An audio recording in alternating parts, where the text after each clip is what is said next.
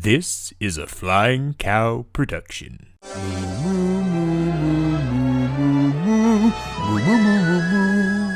Well, hello, and welcome back to Dis-cussions. That's right, a Disney comedy review podcast where we are not afraid to talk about the good, the bad, and the ugly of Disney and Pixar animated films. I am your host, the Flying Cow himself, Clay Johnson. And I have here with me a guest that is long awaited, Zip Rampy. How we doing today, Zip? Woo! Pretty good. Pretty good. How you doing?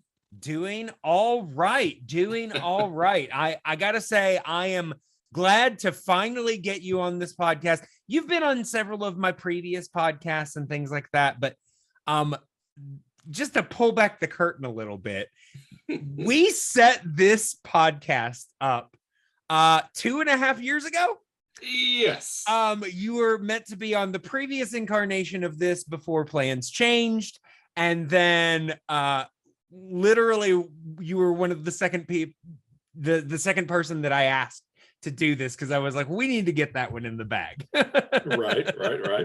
And I think both of us still had our notes from the original discussion. So here. Yeah.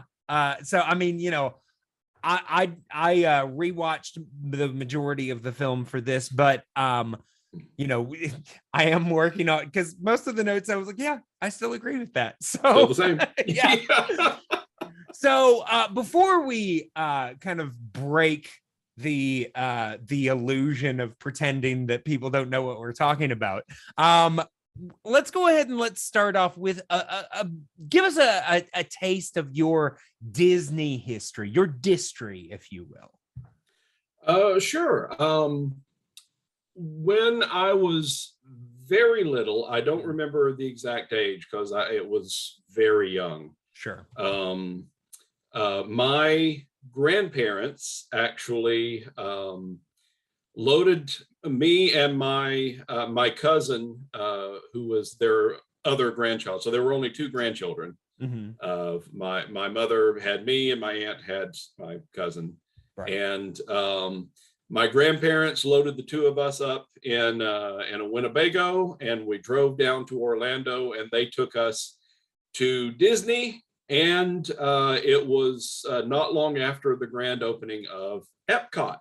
Oh, wow. Yes, not to show exactly how old I am, but Epcot was still pretty new at the time. Sure. And so that was really my first taste of Disney. Right. And so not long after that was the introduction of the Disney Channel to cable services, and Sure. My mother was gracious enough to add it to our service, so I had the Disney Channel, and that it basically, the rest is history. Everything I know about Disney came from having the Disney Channel.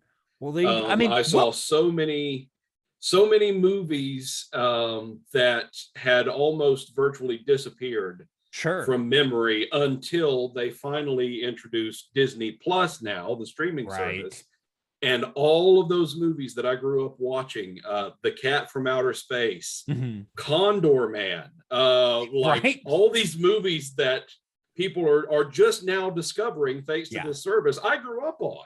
Well, there you go. And so now I'm getting to relive all of it again. But one of the big things that I remember from watching on the Disney Channel Mm-hmm. was this movie. This was my introduction to Fantasia. Right. And during the original broadcast of the Disney Channel, in addition to the movies, and then they started showing, reruns of the old school Mickey Mouse Club. Sure. From the 50s, I think. Yeah.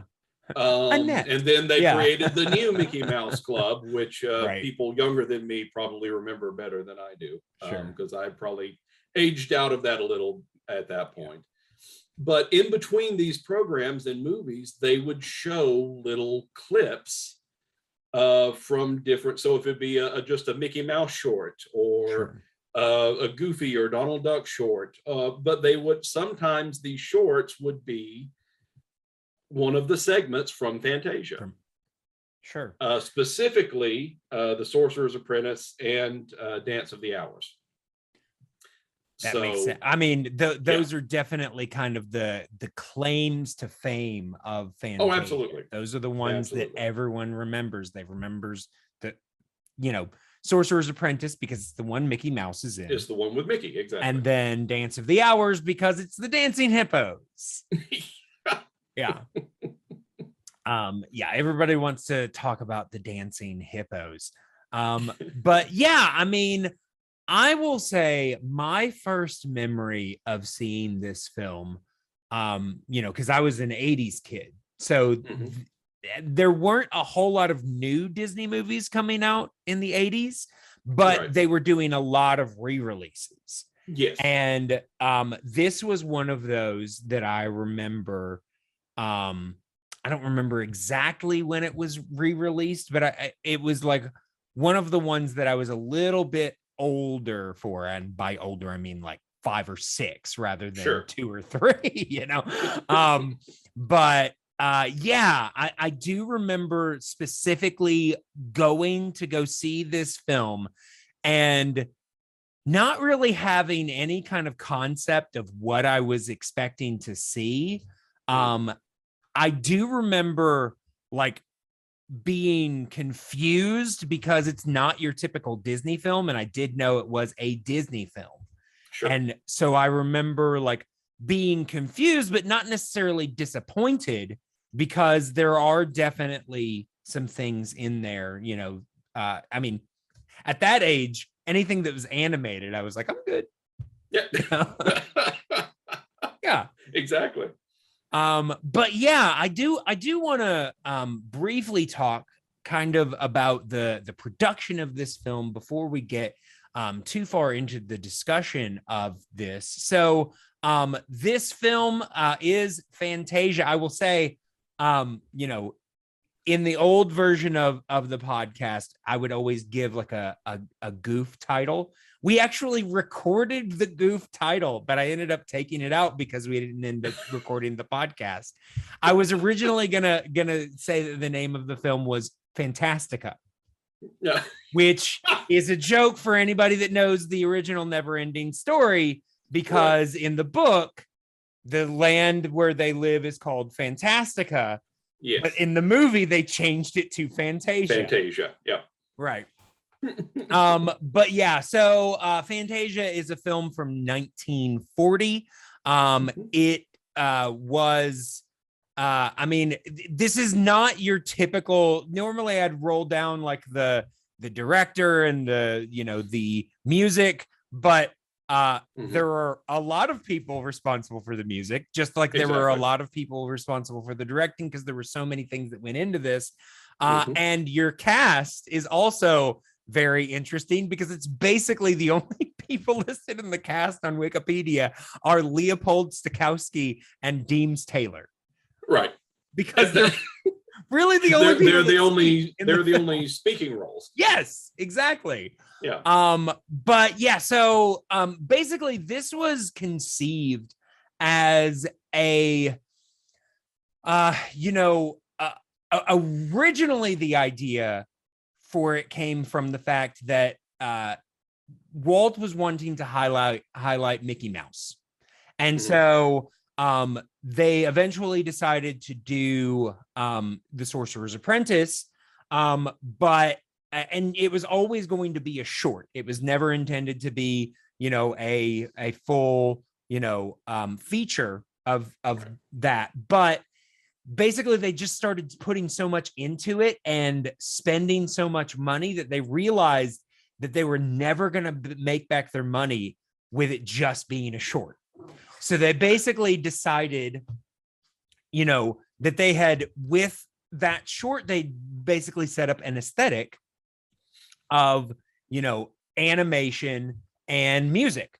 So they just did several more shorts around the same lines. I mean, this is basically Disney's first package film.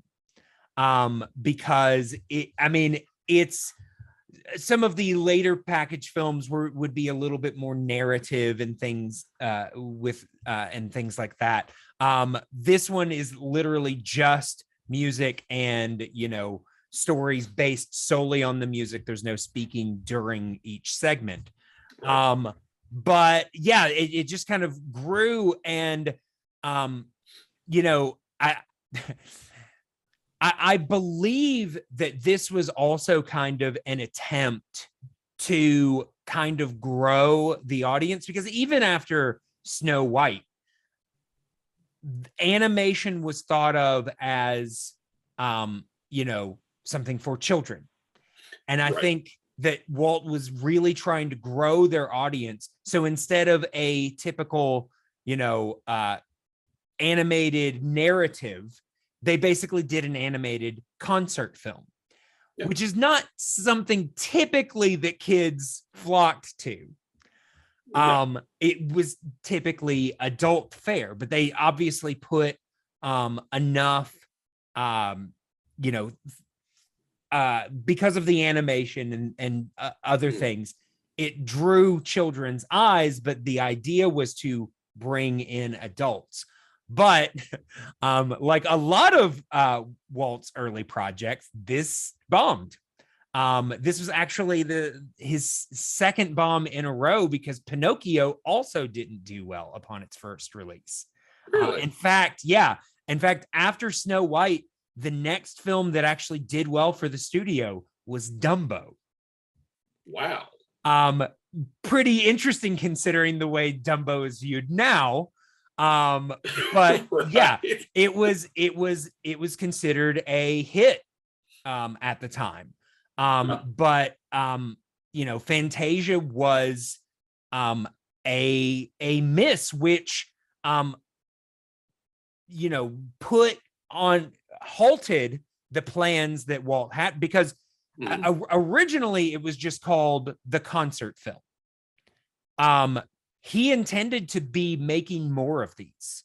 I believe I heard, and I don't have, credits on exactly where this is from, but I believe the basic idea was that this would be an ever evolving film, that basically they would just keep releasing Fantasia, but they would, take out some segments, add in new ones. Maybe there'd be one or two that that would be there for a while, things like that. But he intended it to be kind of a long running series that was ever evolving.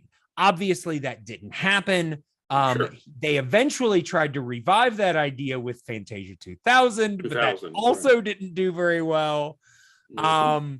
So yeah, this was, I will say I admire the ambition. I understand why it didn't do, because we talked about it. It is focused towards adults, yet kids are the ones that are more likely to get wrapped in. So the audience is, I don't think they knew who it was for. Well, and I mean, if you put yourself in the mindset of an audience member in 1940, right?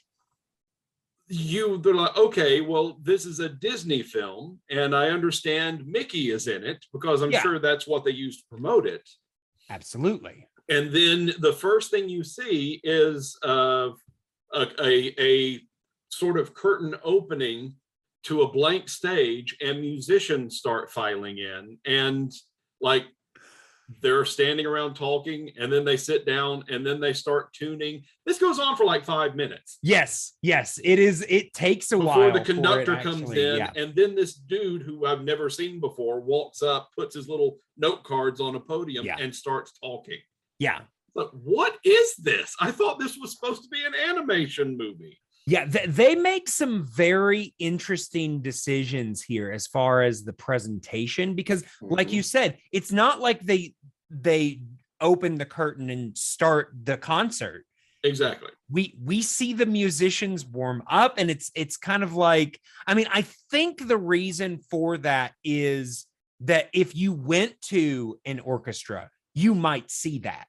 Of course. Sure. So I think they were just trying to create that sense of being here in a live orchestral performance. Sure. But we're also going to see some animated visuals here thrown in throughout it. So again, I admire the ambition, but I think it just threw people off.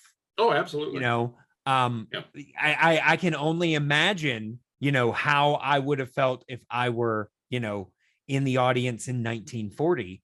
I probably also would have been scratching my head as to what is this? Exactly. Especially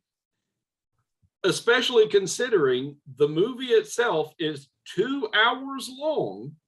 Yep. Which was definitely not common for the time. No, as well as a 15-minute intermission. Yep. I believe this is, if not the longest, one of the longest Disney animated films.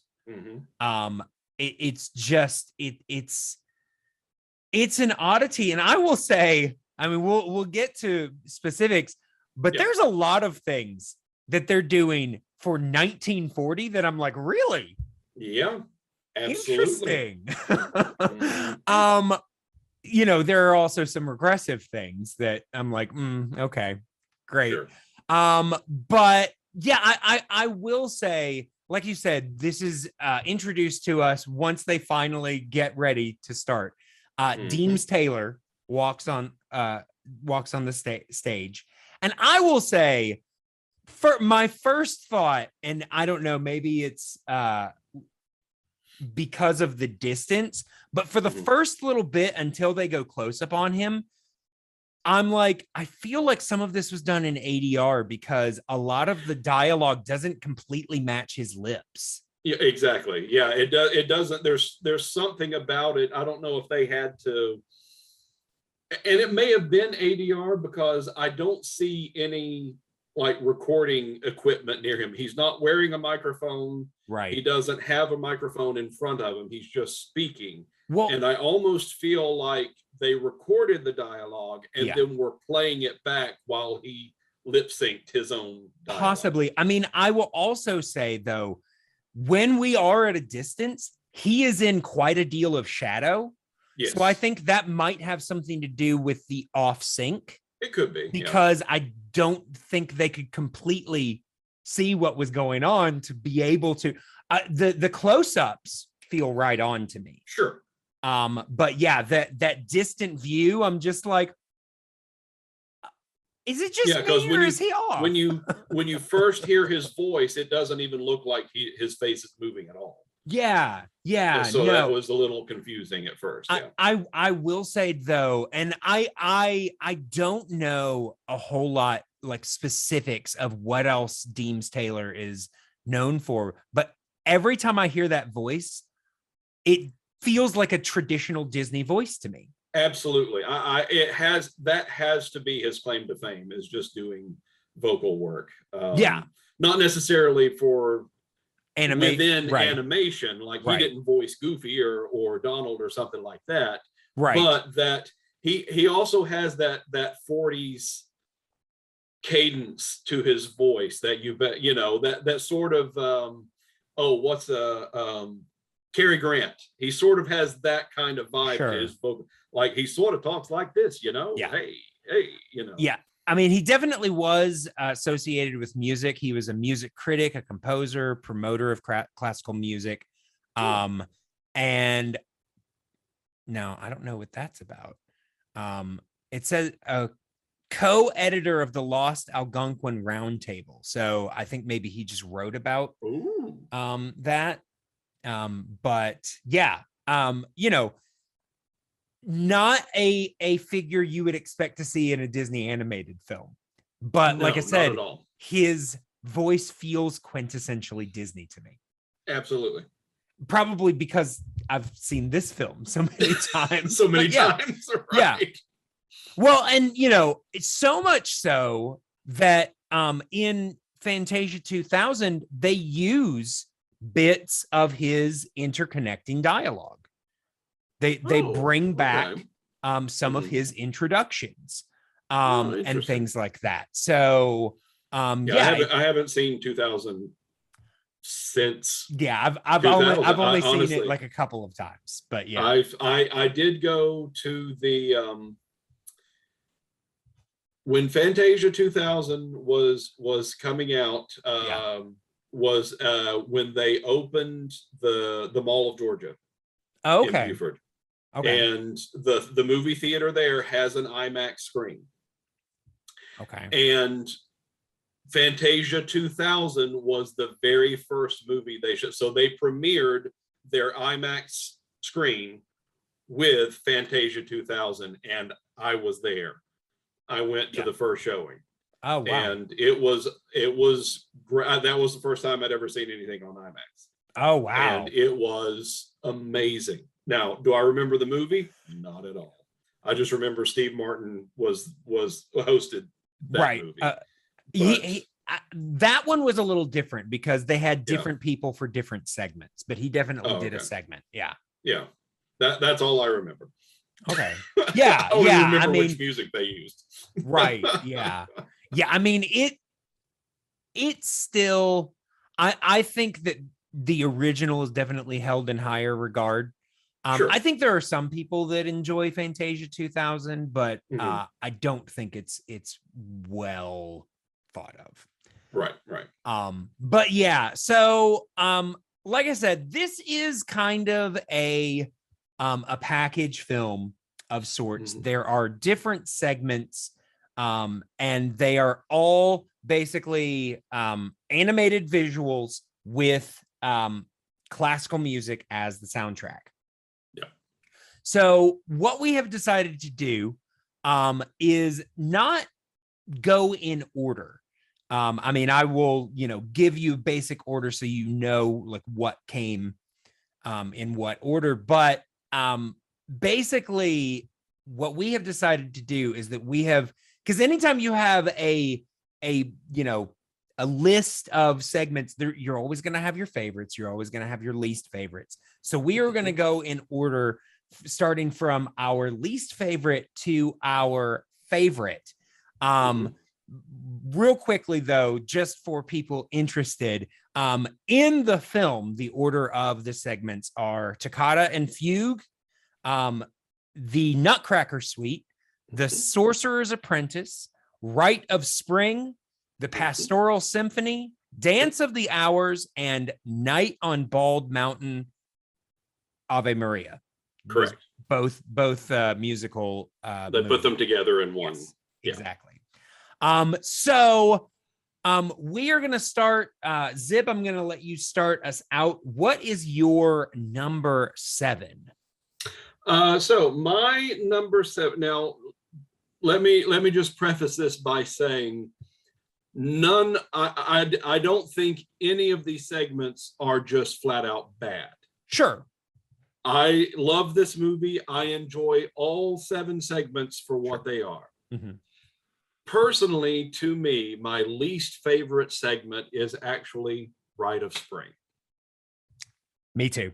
Hey, there you go. I will say in my original notes, I had one slightly below this, but on rewatch, it's for problematic elements, and they're still there. They still bother me, but Rite of Spring, to me, it's the most boring. Yeah, basically, yes. Like I said, I mean, it's not bad. The animation is fantastic. But they use the music Rite of Spring to, and this one to me, it's also sort of fascinating to me in that they tell what at the time scientists believe how the earth was created and formed, and how the dinosaurs came about and what ended the dinosaurs. Right. That's what the whole segment the story is telling. for a movie for 1940. Yes. Mind you, this is only 15 years after the Scopes trial in Tennessee about how it was illegal to teach the theory of evolution. Yep.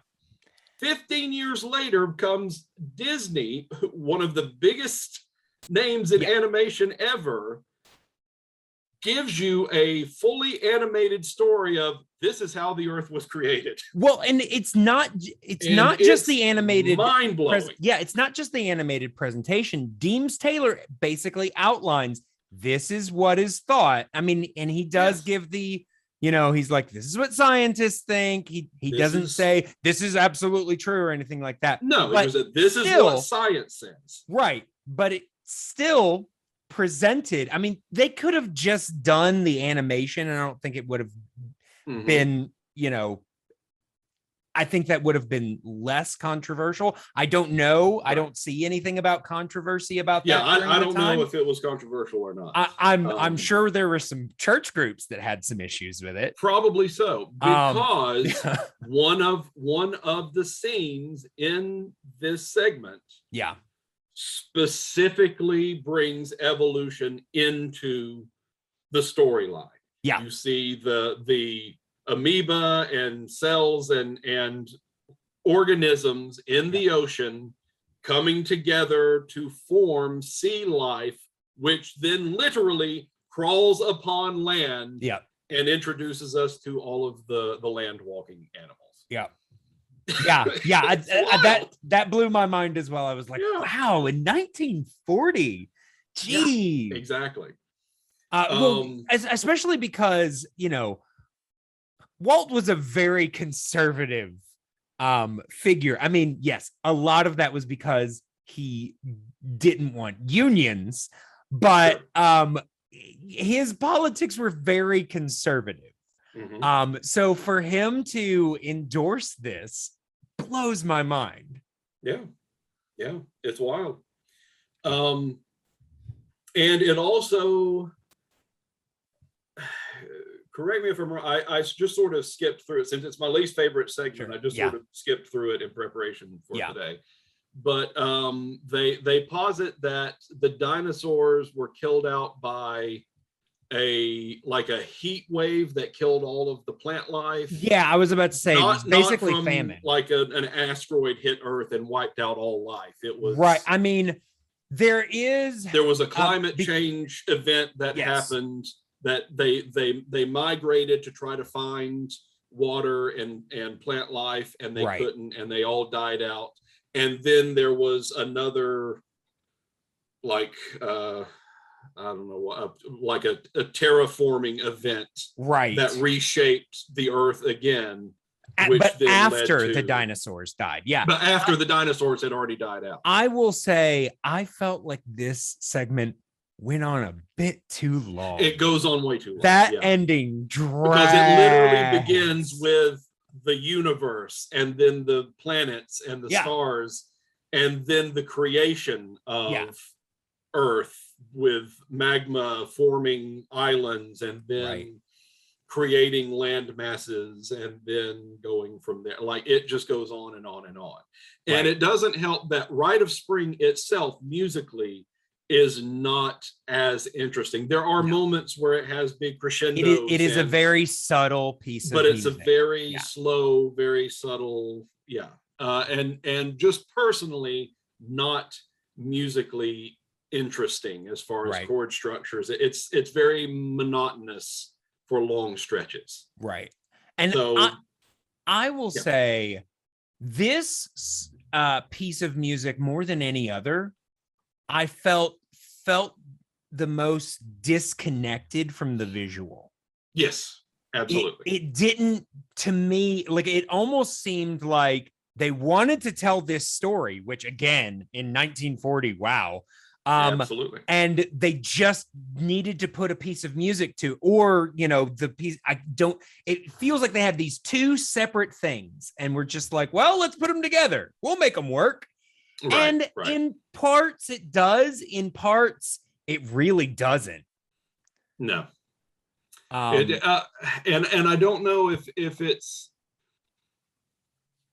like the creation of the earth, and then there's the dinosaur section. They feel like two separate stories that are being told, and I don't know which one applies better. Yeah, no, it's to true. This particular piece of music. I don't know. Yeah, it's definitely a weird setup, and I'm just saying this goes to prove the fact that every time Disney attempts to tell a story with dinosaurs, it fails. It fails. Disney should not do dinosaurs.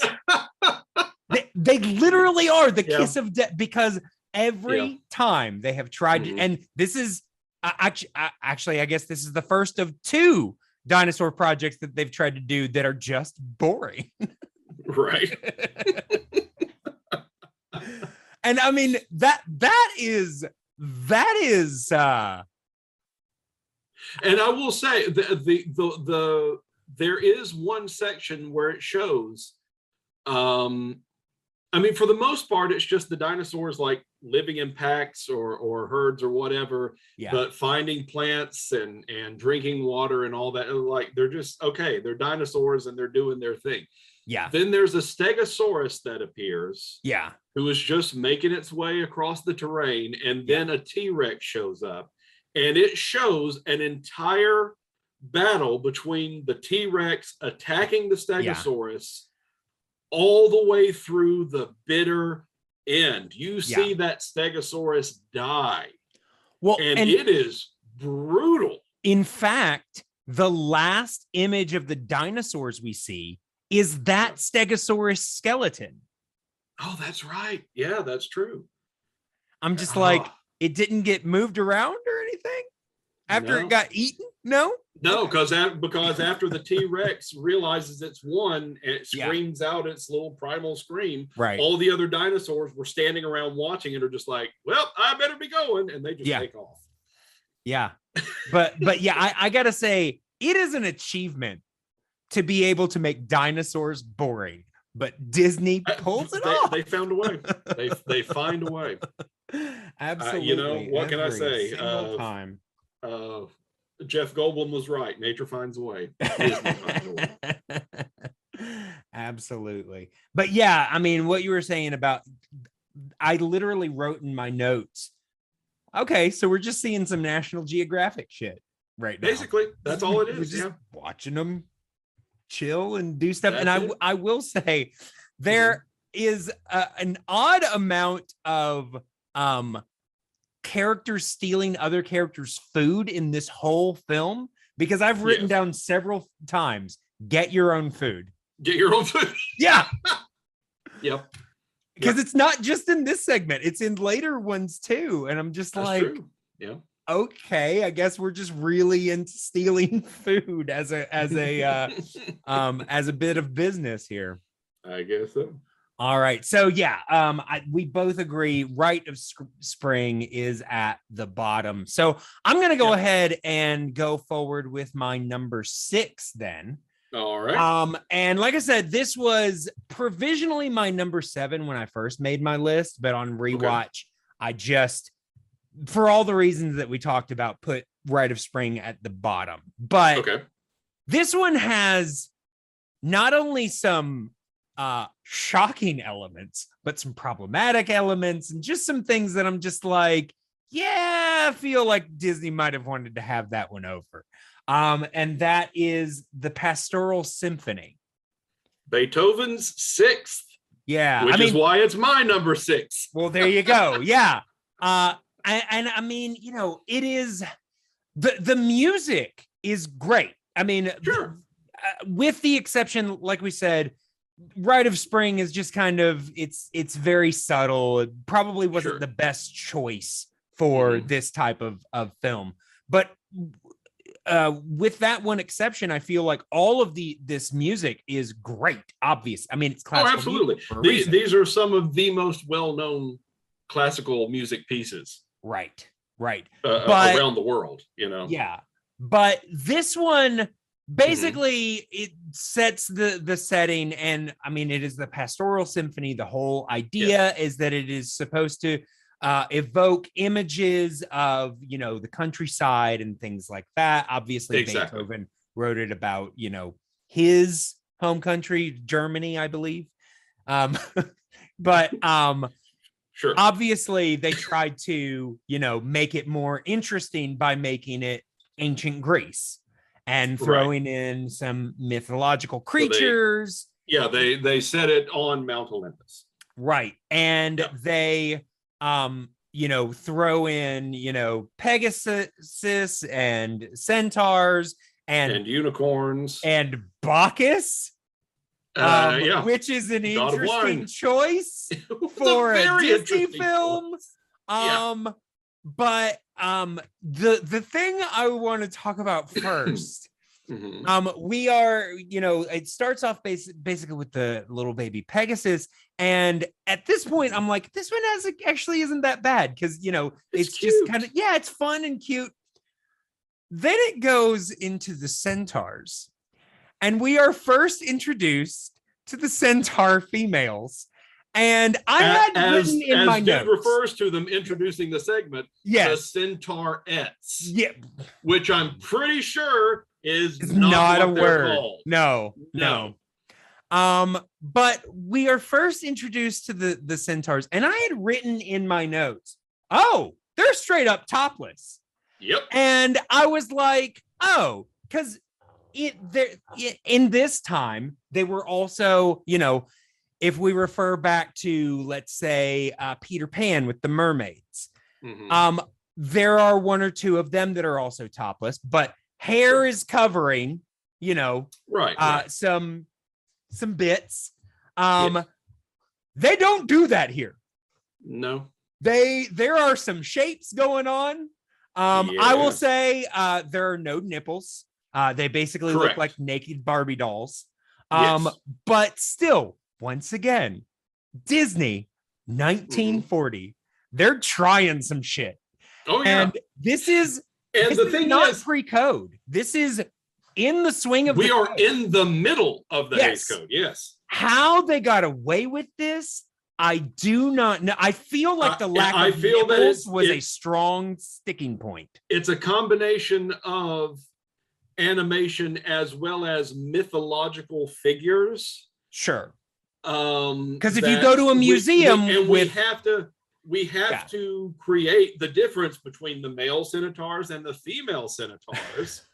So they do give them a defining shape of a female. But I don't even think we would pay that much attention to it if then, moments after we're introduced to them, the little cherubs that come in and perfume them and put makeup on them and clothe them. Yes, if it was like that throughout they are supposed to have these parts covered. Yeah. But that was not how they were introduced to us. No. So it's like, oh, well, now I feel weird. It's a little, and obviously I'm not a prude. I don't care if this was not, if this was a Ralph Bakshi film, I would not be shocked at all. Do what you want to do. But this is Disney, and it's not like a secret Disney film. This is Disney in the 1940s feature animation, and they're just showing us topless centaur females who then get dressed, and then to add insult to injury, once they are dressed, they're all doing this to get dolled up for the male centaurs who are stampeding their way towards where the females are. And so then the cherubs open up all of the like all the flowering vines and stuff that are coming from the trees. They open them up like curtains, and they unveil all of these now gussied up female centaurs who do nothing but strut around and show off, look how beautiful I am, look how beautiful I am. It's extremely if that sexist. Is their only purpose for existing. Oh, 100%. And to add on top of that, you can no longer see it in the recent versions of the film, but there was an extremely offensive character, a caricature um, basically a female black character. And I mean, you can still find it on the internet. It's just extremely offensive. As one of these particular female centaurs? No, it wasn't a centaur. Basically, it was a servant. Okay, guess what? Still there. Oh, yeah. Still in the movie. Still in the movie. I mean, I know that there are definitely shots where they closed up on the centaur females because that character was next to them. Well, there are two of these stereotypical, right, characters. Especially for the time, stereotyping black people. Yeah. There are two of them, and they are servants to Bacchus. Oh, okay. See, I didn't get that far in my rewatch. Yeah, because when I rewatched it, I was just sort of skipping through. Sure. Look at the cute Pegasi. Is that the plural? I don't know. And the fawns playing their pan flutes and all of this stuff. And I'm like, okay, let's skip ahead. Yeah. Oh, here are the centaurs. Oh God, what are they doing with the female centaurs? What is that? Here comes the god of wine. Here comes they're getting ready for their bacchanal. Yeah. Whoa. It's not. Was this on long. Disney Plus? This is on Disney Plus. Yes. Wow. Okay. Yeah. I'll have to rewatch that. They're not there for long. Sure. But they are still there. Yeah, I think two of them, and they are acting as servants. Oof. I will use that term. Right, because it probably Bacchus was something himself, much grosser. Whose best companion is a donkey, apparently. Yeah. And I just kept waiting for him to go, donkey! But he never did. He never did. Yeah, I mean, I will say the ones that they cut out, I think were more lingering shots. Right. They probably one couldn't cut them out. Of course, at this point now, Disney is, they've got that thing before all of their stuff saying exactly, and it's before this one as well. I appreciate the fact that they are owning up to that stuff. They're not denying it, exactly. No, but and that they're not just trying to cover it up. Right. They did with Song of the South for many years. Well, I mean, it's still not released. It's still not there. Yeah, I mean, and I've got a copy of it. Yeah, the last time that they released it theatrically was in '86, which is after that they still did Splash Mountain, which is Song of the South themed, which is still there. I mean, I've heard that they're getting ready to reskin it as the Princess and the Frog, which because that's slightly better. Yeah, I mean the representation of the film is better, but I don't know that I would replace a bad stereotype with a positive. That's still problematic, but still containing stereotypes. Yeah, it's true. Yeah. But yeah, so yeah, this one, when I was making my list, was definitely gonna go to the bottom just because of all of the problematic elements. I mean, is there still some fun stuff in here? Sure. There's also some stuff that I'm just like, what were you thinking, Disney? I mean, obviously the character of Bacchus isn't necessarily depicted in his most raucous, but just to have Bacchus, but he is drinking wine. He has a never-ending goblet of wine in his hand the entire time. He bathes in wine, and then the cup comes down and it's still full. He is drinking wine the entire time, even when he's being chased by the lightning bolts being thrown down by one of the gods up in the clouds. Yeah. I will say the way that Zeus is depicted here is hilarious to me, because I'm just like, oh, we're just fully committing to the fact that Zeus is a dick. cool. Zeus is a dick. Yeah, Yeah. exactly.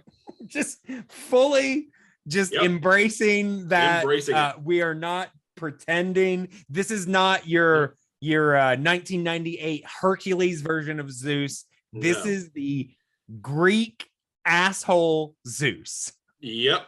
He's up in his clouds. He looks down and is like, hey, people are having a good time down there, and I wasn't invited. Yep. Lightning bolt, lightning bolt, lightning bolt. Yeah. Oh, yeah. Definitely some interesting things going on. But yeah. Even after that, after Zeus is like, I'm tired, and kicks off his sandals and fluffs up his cloud and goes to sleep.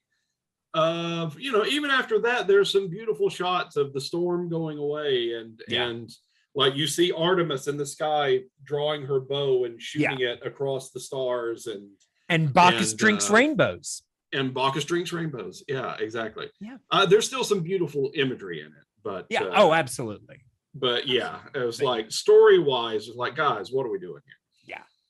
Yeah, it's a bit of a mess, but so we've been in sync so far.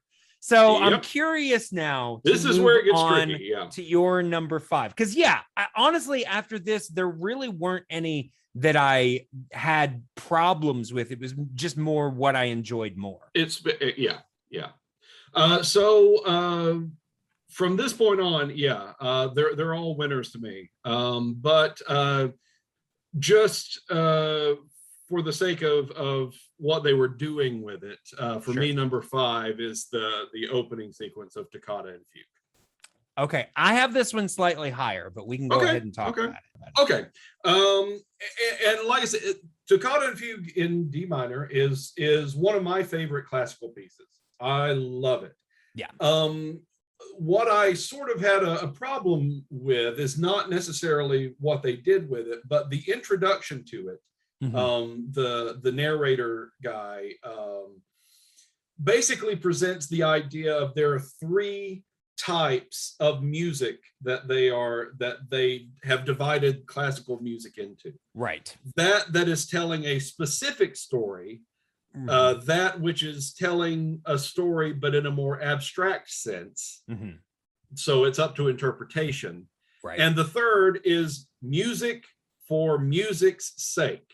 And to that, I say, bullshit, sir. I was about to say, I was listening to this going, you could have done all sorts of narrative things to this. Exactly. And to me, any piece of classical music that I listen to is telling a story.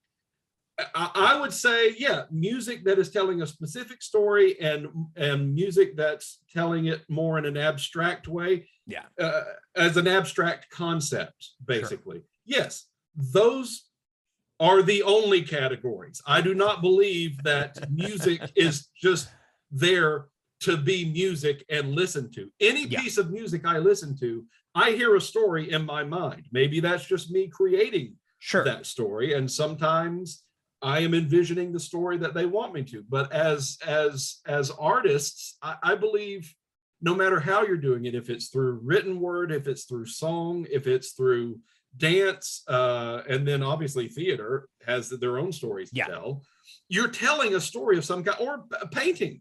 A visual artist, you're still telling a story. Well, and just through different mediums. Even forms of music such as punk or something that is intentionally chaotic, they are making a choice to tell no story, which is in itself a story. Is a story, exactly. Yeah, exactly. But they present Toccata and Fugue as a piece of music that is just for the sake of being a piece of music, which I don't agree with, but so what they do, basically, that tells me that they just didn't have any ideas. Sure. This was probably the last one that they came up with, and they're like, you know what, we're tired. Let's just do this. Yeah. So they just do it as a visual representation of the music itself. It starts off with Leopold's conducting the orchestra. This is the Philadelphia. I can't remember their names right. It's the Philadelphia Orchestra. I think it's the Philharmonic. The Philharmonic, it may be. Anyway, and so as they are playing each individual section, as they play their parts of the music, is highlighted with different styles of lighting. So the woodwinds may be shown in blue. The violins are shown in sort of a red hue. The drums are shown in purple. Like each section of the orchestra is highlighted in a different color, and all through their shadows. Their shadows are being projected onto the wall behind them. And so we're seeing them in these different arrays of light and shadow. And then sometimes they'll be highlighted with like a piercing shot of light from one angle or another to accentuate the high notes or the low notes or the bangs of the drums, the timpanis especially.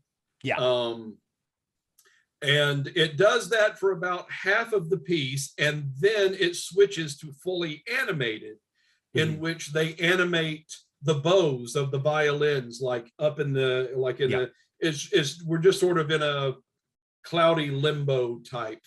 It's abstract colors in the shape of the bows. In the shape of the bows, and they're flying through the air in the same movement that they would be as the violinist is playing the notes. Right.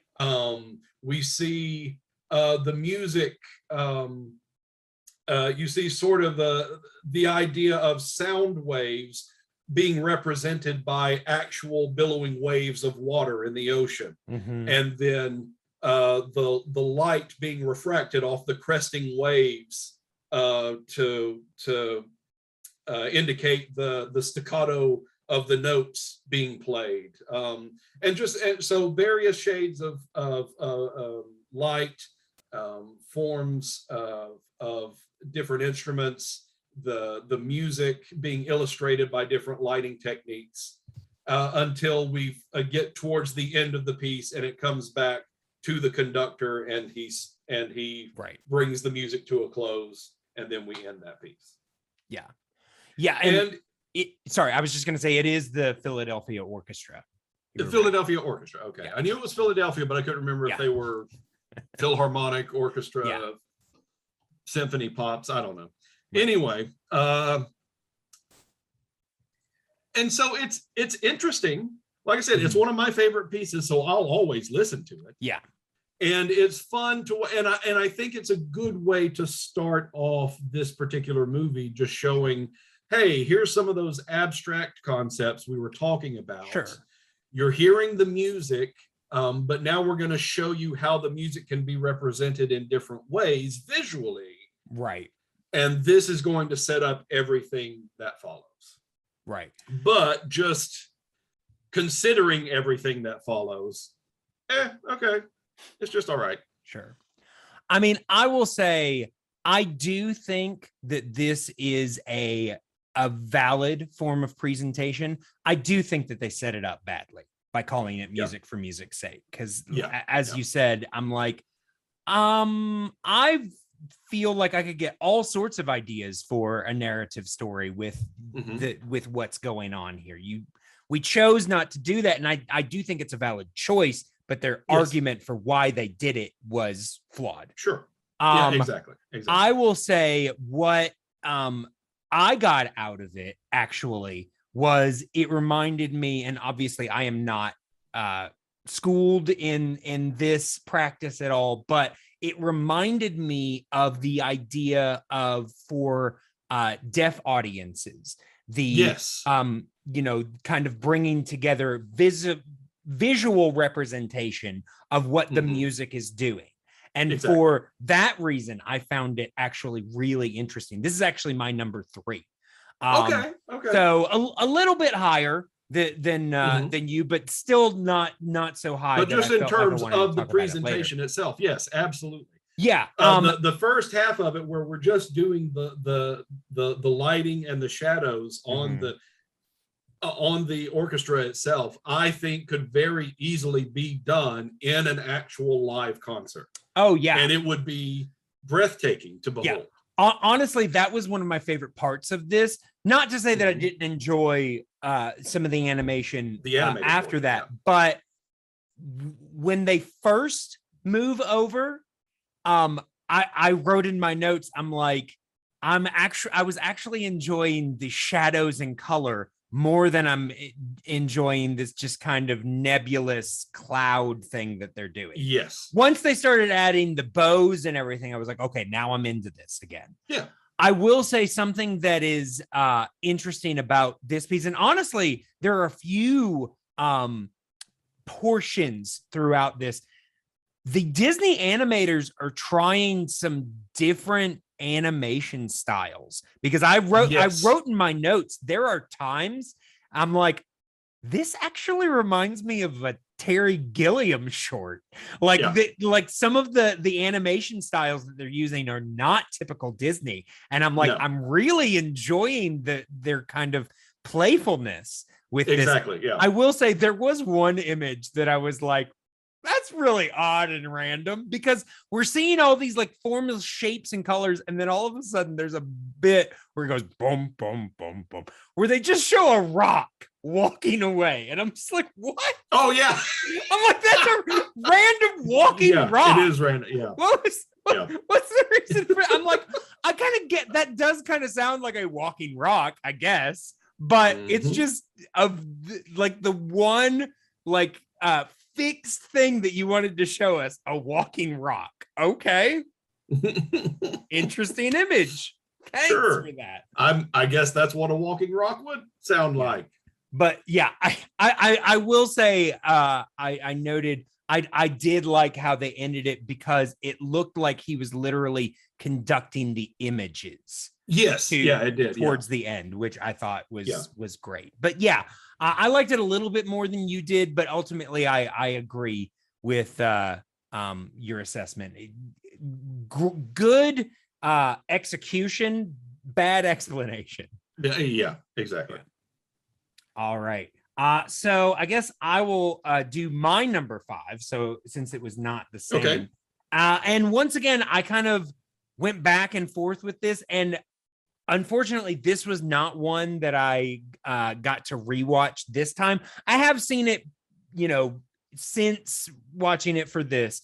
But it just didn't end up making it to, higher than this for me. So for number 5, I have Night on Bald Mountain and Ave Maria. There's, I will say, obviously this is kind of a depiction of, good versus evil. Right. The I can't remember the creature's name, but this huge bat-like creature that is basically summoning all these powers of darkness and things like that. Right. And then eventually it is overcome by the light. By the light, right. I mean, you could definitely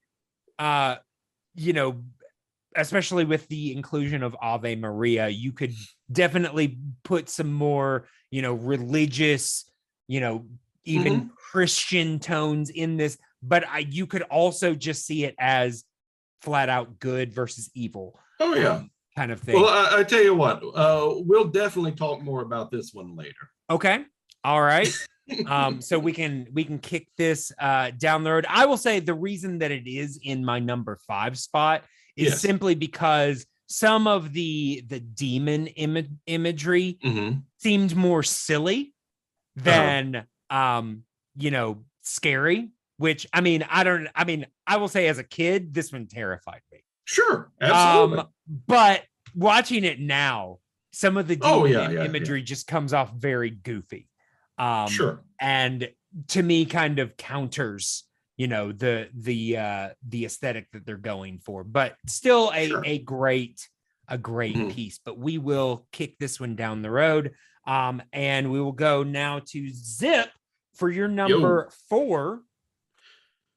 My number 4. And this was this is where I really had to debate with myself. Sure. What order am I going to put these in? So Yeah. it's not necessarily that I think it's just it's my number 4 because it's middle of the road. Sure. It's just if I personally am going to rate them how much I like them, then yeah, this one is going to be my number 4, and that is The Sorcerer's Apprentice. Okay. Once again, a little higher than me, but not too, or a little lower than me, but not too much. So yeah, we can go ahead and talk about this. Okay. And like I said, it's not that there's anything about The Sorcerer's Apprentice that I don't like. I have nothing bad to say about this one. Right. I have nothing bad to say about any of the other 3 above it. Right. It's just on a personal level. Sure. Like I said, when I was a kid and I had the Disney Channel, The Sorcerer's Apprentice was one of the shorts that because I know that was the creation of what Fantasia would then be built around. Right. It was supposed to be its own thing. But on the Disney Channel, they would just show it as its own thing. Yeah. But they would show it all the time. Yeah. Because it's Mickey. Yeah. And so this segment is the one that I have seen the absolute most, which I'm sure is true for everybody who's familiar with it. Everybody knows The Sorcerer's Apprentice. And it is like cute. We said before, it is one of the 2 segments you think about the most when you think Fantasia. Absolutely. And the music, of course, everybody knows that music. When you hear the music, you're going to automatically think about this short. Mm-hmm. And the way that it's animated is so clever. And but it is that ultimately that is all it aspires to be. It is based on a poem from the late 1700s, a German poem at that, by Goethe. And that poem was then translated into this musical piece years later. And now they've taken the story, set it to music, but just put Mickey in as the apprentice. Right. And that's all it is. And so it's funny, it's clever. I still enjoy watching it, but ultimately that's still all it is. It's the story of the apprentice. He looks up to the sorcerer and he wants to be able to do magic himself. Mm-hmm. The sorcerer doesn't think he's ready yet, so he keeps him doing menial tasks. Mm-hmm. He's tired of doing menial tasks, so he brings a broom to life to do it for him. The magic gets out of control and the sorcerer has to come in and save the day. Yeah. Ta-da! The one thing that I did think was very interesting, and of course we didn't learn this until years later, but the sorcerer has a name. Oh yeah, I was wondering if you're going to bring this up. And his name is Yensid. Yep. Yensid. Which is... And even then, because it wasn't revealed to me until I played the Kingdom Hearts video games. Oh, geez. Okay. And it actually, when it posts the text of what they're saying, it shows you the character name. And I was like, Yensid? That's a weird name for a sorcerer, but whatever. I played the whole damn game and still didn't realize Yensid is Disney backwards. Yep. Yeah. Anyway. I think Disney had a high opinion of himself. I mean, he cast himself as the wizard, the sorcerer that brought all of this magic to life. So I mean, they're not wrong there. I mean, I will say they make it pretty obvious that even though he is this sorcerer with all of these magical powers, he's really just an artist. Because what do we see him doing at the beginning? He's not like causing weather or doing any sort of like big, he is making he's making a bat and then a pretty butterfly. He is Yep. literally just making pictures with Yep. smoke. That's it. That is the extent of what he wants to use his magic for, at least on that day. And I'm just like, dude's just an artist. Yeah, because that's what it's. He's creating spells. He's using potions and creating new spells. And like, look what I did. Isn't that beautiful? Well, that's enough for today. I'm going to go take a nap. Yeah. But no, Mickey is the one who has all these grand aspirations of controlling the stars and controlling the oceans. Oh, absolutely. Well, and I will say, I actually was pretty impressed at how quickly Mickey actually masters how to use the magic. Yes. I'm like, yeah, no real trial and error here. The first thing he tries to do, he does it badly, but he does it. Right. He does it. Yeah. He brings an inanimate object to life. Yep. Which is levels above what the sorcerer was portraying earlier. Yeah, which obviously they show us later that the wizard is capable of doing those things. Absolutely. But he just wants to paint his pretty pictures. Yeah. That's it. Yeah. That's all he wants to do. I found it rather interesting, some of the things in here, because this is actually my number 2. Okay. Once again, like you said, it is the one that it is the most famous for. But because of that, I think it just sticks with me that much more. Sure. I just really enjoy this one, but I did have a couple of notes. I love the bit where he is conducting basically the ocean and the stars, and that especially because of the way this whole thing is set up, that just it's great symmetry for really the whole thing. And then it does strike me that Mickey's first response, because we have just seen him bring this broom to life, but his first reaction when he realizes that it's messed up and it's flooding the whole place is not to try to turn it off. He responds with violence first. Yeah. That's the because first way. He keeps trying to tell it to stop and it won't stop, and he doesn't know. That's what true. else He does to try do. to It's communicate, but he doesn't try to use the magic again. No, and I'm like, partially because it's not natural to him, I think. Right. But yeah, I found it interesting. How did he bring it to life in the first place? How did he understand, if I do this, it will bring the broom to life, but how do I stop it? He did not think about that. Here's an axe. Yes. And then in Violence shadow, first, we see a graphically violent killing of this broom. Yeah, I find it so interesting that they go away from that. They do not show us that violence. I'm like, did the broom bleed or something? It happens like, off screen, but we see it in silhouette on the wall, the shadow of, Yeah, I mean, and it's destroys it. It is a technique that they had used, in my opinion, very successfully previously in Snow White as well. Whereas instead of seeing her actually start to get drowsy and, we actually just see the reaction on the witch's face of what is happening, which to me is that much more effective.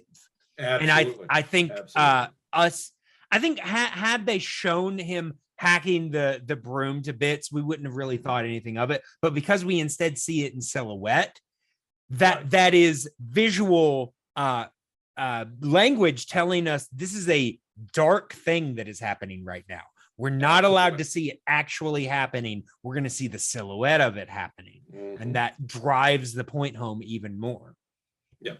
Of course, obviously that doesn't work because all the bits just come all of the brooms. Splinters of the broom Yeah. then come to life and become full-size brooms themselves. Yeah. And I think keep pouring the water. Yeah. My last question is, obviously once Yensid wakes up and he dissipates the water, the ground just soaks it up like it's thirsty. Yep. And I was just like, the water doesn't disappear, it just no, absorbs into the castle. Yep. Although I do have a point.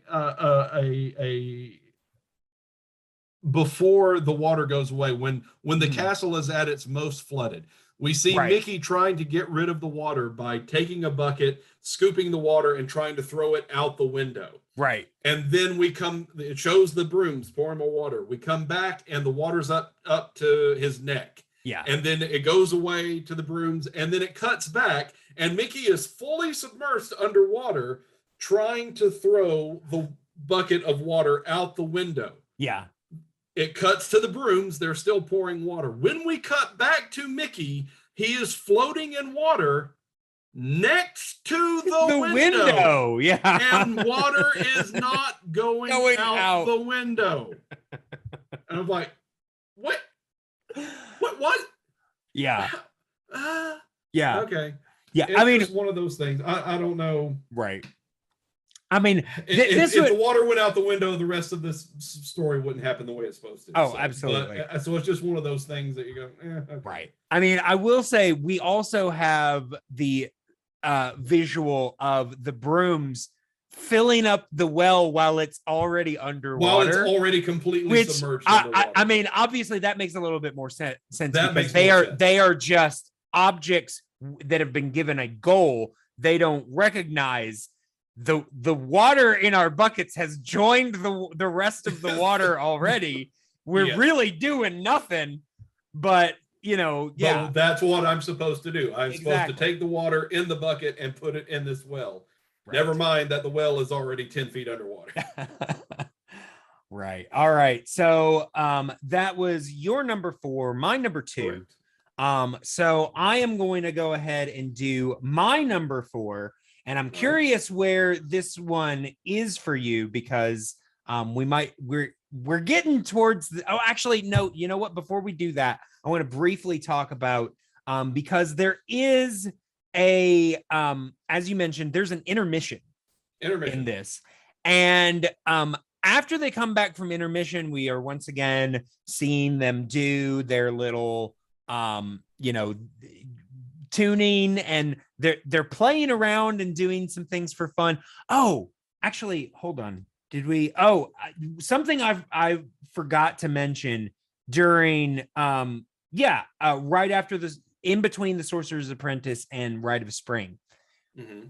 There is a bit right when he's about to introduce Rite of Spring where an accident happens with an instrument, like something falls apart or whatever. Oh yeah, the bells or chimes or the chimes. That's hanging. What it is. The chimes that are hanging. That somebody falls into it or something. Yeah. And like they almost fall over, and somebody's like caught up in the middle of them. Yeah. And other people have to come over and help him, like set them upright and try to put them back on their strings. Yeah, and I'm just then like, it cuts back to him, and he looks at the harpist beside him, and they sort of giggle, and then he's like, "Moving on," Yeah, and I'm just like, why did we keep? I'm like, okay, was this planned to show like, oh, whatever happens, this could happen in an actual performance, or did that just happen and they just decided to keep it in? Either way, I am fascinated by that choice. I know, and it's hard to tell, because when you hear the noise and they all look over, we cut to a camera shot that is perfectly focused on the accident that happened. Sure. And so it's like, my only thought with that is that they are showing with the tune-ups and stuff like that, they're already showing us that stuff. So I'm assuming that there may have already just been a camera on particular sections, and they were just close enough to catch the end of that accident. Right. Because they didn't show us it happen. They just show the aftermath.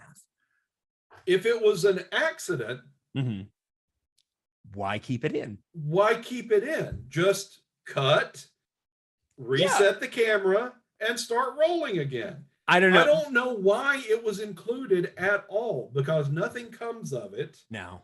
It's not particularly funny. Sure. Because I'm sitting there like, oh God, that equipment is worth thousands of dollars. Oh, if he screws it up. No. Ooh. I mean, I will say his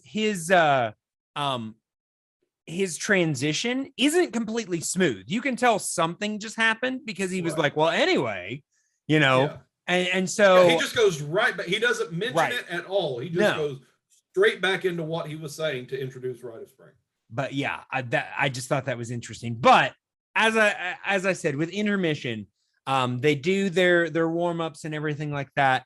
But then there is a brief little thing, which honestly, I mean, your idea that Toccata and Fugue might have been a last minute thing. I wonder, because this section that they call Meet the Soundtrack, which first of all, I think calling it the soundtrack makes no sense. Call it a sound wave or something like that. Yeah, it's the soundtrack makes no sense. But it's very similar to what they just did with Toccata and Fugue, because it literally is the visualization of sound. And basically they go through the, and they introduce this waveform is basically a character that he met that he calls the soundtrack, which again makes no sense. But then basically has each person play their instruments, and we get to see what that would look like visually, kind of thing. And that's the whole section.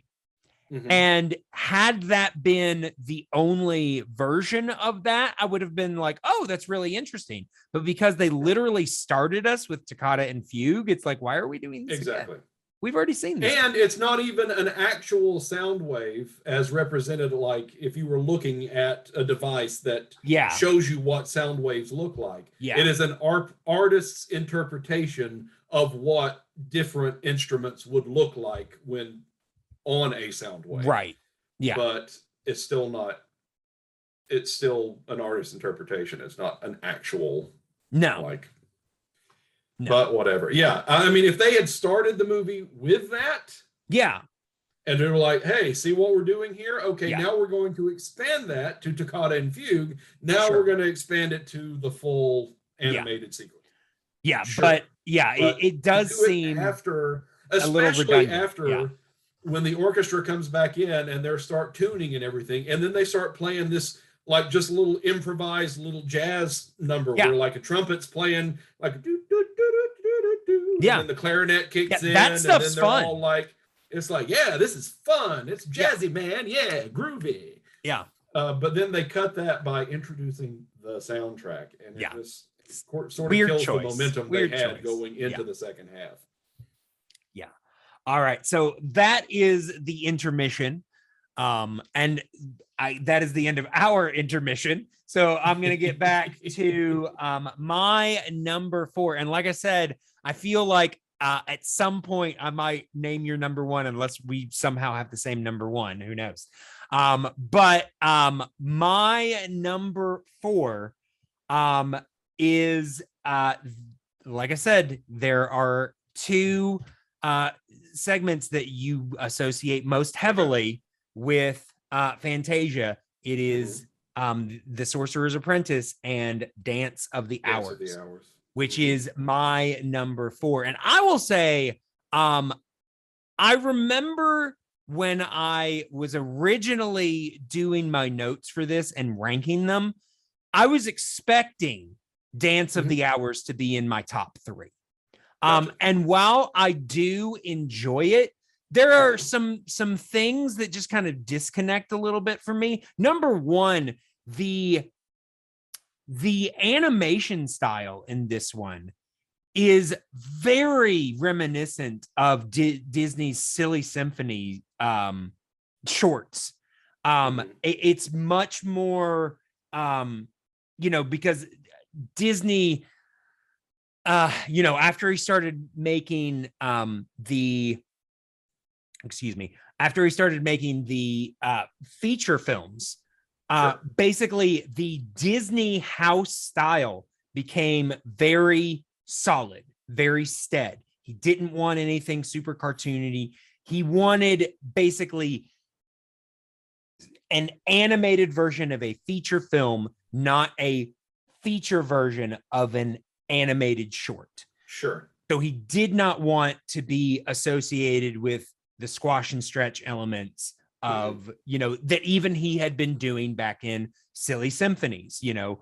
But he sent his animators back to school, you know, to get this new style. And this, no, and not that I have a problem with that style, but it feels like an odd pairing with what we're seeing in the rest of it.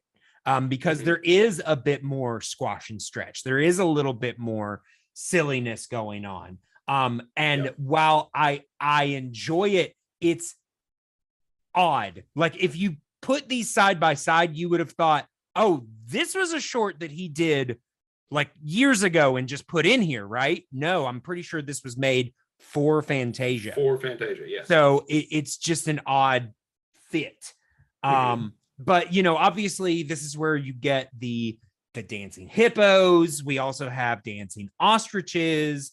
And then there is and dancing elephants. And then there is a conniving crocodile or alligator. They're crocodiles. Yeah. Okay, it is crocodile. That's what I thought. Yeah. You know, that are, you know, scheming and everything around. And it's entertaining, but it feels the most kind of disjointed of these. And while I like it, and I like that it's doing its own thing, because it didn't really fit as much in with the rest of the presentation, I had to put it lower. But I do enjoy what's going on. I have it as my number 2. Okay. All right. And the reason why I have this so high on my list, I agree with you. It does feel out of place from the rest of the movie. Yeah. However, to me, feels like the one that the animators were just having a blast. Yeah, it's true. Doing. And I can feel that joy and enthusiasm while watching the piece. Yeah. They had so much fun with doing this. And that is apparent from the very beginning to the very end. With just the idea of these ostriches, like being a prima ballerina, the ostrich waking up and yawning, and they have the little bows on their necks, and they are constantly playing with the visuals of the bows on their necks, whether they're trying to swallow something and it getting caught on the bow, or if they're just clearing their throat and the bow does its little flapping in the wind kind of thing. Yeah. And just goes around and is like tapping the other ostriches, and they're all waking. It's this grand balletic sequence. The whole thing is. Because it's based, the music itself is from an opera. So they just made the whole thing a ballet sequence, and it is just such a joy to watch. Yeah. It's not dinosaurs killing each other. It's, you know, to long drawn out, boring music. It's not, you know, but it's not the beauty of the mythical creatures of Mount Olympus. It's not, you know, like everything else has its place. But this one is just pure joy. And I think they deliberately put it here because this is the last thing you see before the final sequence, which is the whole dark versus light thing. But like I said, this is another one that I grew up watching all the time, but I never get tired of it. I could never be bored by it. It still makes me laugh out loud in certain points. I mean, when you get the ostriches and then they introduce the hippo who comes up, the other prima ballerina as a hippo who is constantly trying to cover her tail with her tutu. And of course, the tutu is up at her chest, so it doesn't even come close to reaching her tail, but she keeps doing it anyway. Yeah. The elephants that come in blowing bubbles. Yeah. The one elephant who everything keeps going wrong. She steps on a bubble and it stays on her foot and she can't get rid of it. And she's holding up the rest of the dance line. Eventually gets fully encased in a bubble. and doesn't know how to get out and is just floating through the air. A lot of it is pure nonsense, but it's just such a joy to watch. And that's why I have it at my number 2.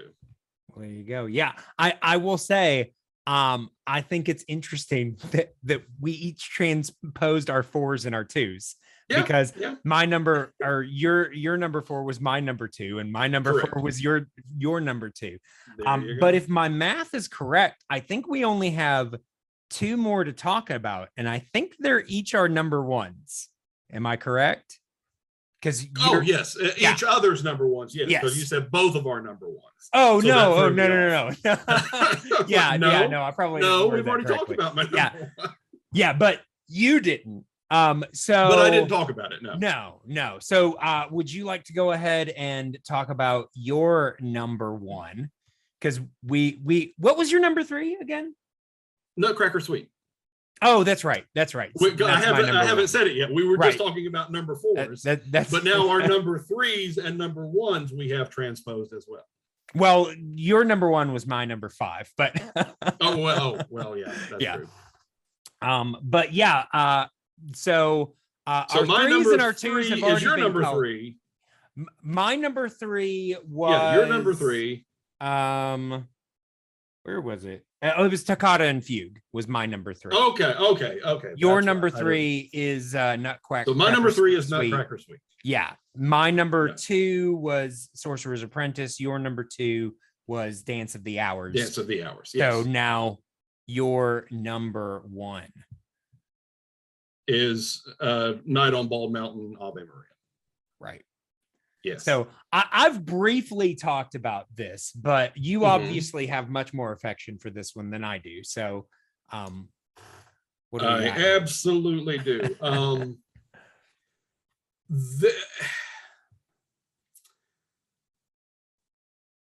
This one to me, Night on Bald Mountain and Ave Maria, and this is Schubert's Ave Maria. Okay. Which is probably arguably one of the, if not the most well-known piece of classical music ever. I'm pretty sure everybody knows Ave Maria. Ave Maria. Yeah. This is the Ave Maria. Everybody knows. There are many. I know it most from Ave Sister Marias. Act, but yeah. Well, there are many different Ave Marias, but this is the one that I think everybody pretty much knows. And to me, I think is one of the most beautiful pieces of music ever written. To me personally. Right.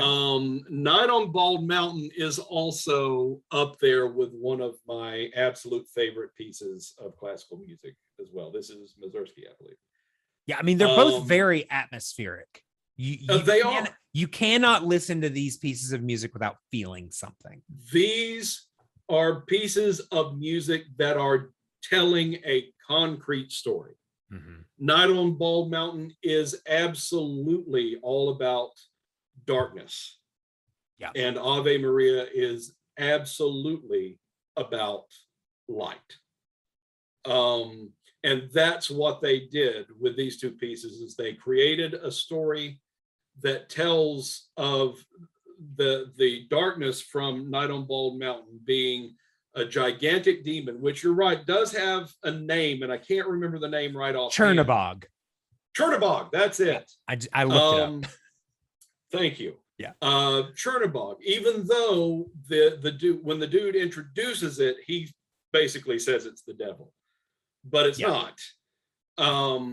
But this specific demon, who could be interpreted as the devil, but it's not. It's Chernabog. Yeah. It's nighttime. He is at the top of a very large mountain, so this would be Bald Mountain, and he comes to life, stretches out his wings, and casts a shadow over the village at the foot of the mountain. Mm-hmm. And as calls out to all of the ghosts and the spirits and the demons and everything So all of the dead people in the graveyards, all of the dead from the surrounding countryside. You can see some are warriors who fell in battle because they're still riding their horses, which are skeletons now. Yeah. You see wraiths that are cloaked figures, and you only see the glowing of their eyes coming from beneath the cloaks. All of these different creepy, fiendish ghouls and goblins and everything are being summoned up to the summit of this mountain, where there's a giant pool of lava, and basically it's hell takes a vacation. They get one night out to just party like it's the end of time, and all of the demons from hell are dancing around and swimming in the lava, and all of the ghosts are coming up to join them, and the big demon is there overwatching the whole thing and just having a grand old time. All of the darkness is celebrating its time. Yep. And then at the end of that sequence is when we slowly start making the transition. You hear what appears to be church bells off in the distance. And every time the bell rings, there's like a strike of light that flashes on all the demons. And they are repelled by the light. They don't like it. So they know, oh, it's almost morning, so it's time for us to go. So they all start going back to where they came from. The big demon makes his final stretch and curls up, and his wings fold around him to create the summit of the mountain once again. So he is part of the mountain. He's there the whole time, but he can only come out during the dark. Right. And then we pan down to the other side of the village, and we have these cloaked figures that are carrying lanterns or torches. It's not made clear exactly what, but they are on a pilgrimage to somewhere. And we finally see them going over this beautiful this arched stone bridge. Yeah. And off into the distance as the sounds of Ave Maria begins, and we hear the choir singing the first singing the verses of the song, and they're going towards some sort of cathedral type structure. But instead of them like going to church, when we zoom into the cathedral, the inside of the cathedral area, we're going through and we see there's an opening on the other end. And as the cathedral opens up for us, it opens up our view to this beautiful countryside where there are trees and there are mountains in the distance and there are clouds in the sky, and we see what is obviously a sunrise beginning. We see the light from the sun slowly coming up from behind the mountains until the music, which then cuts to the soloist singing Ave Maria. And as she finishes the music, the chords of the music start to strain out. The sun then finally appears from behind the mountain, filling the land with the brightness of the light that has vanquished the darkness. And then as the music fades, the screen fades to black, and that's it. Yeah. There are no credits. There is no end narration. Yeah, they don't go back to the screen orchestra. Goes to black, and the movie is just done. Talk about a mic drop moment. It's true.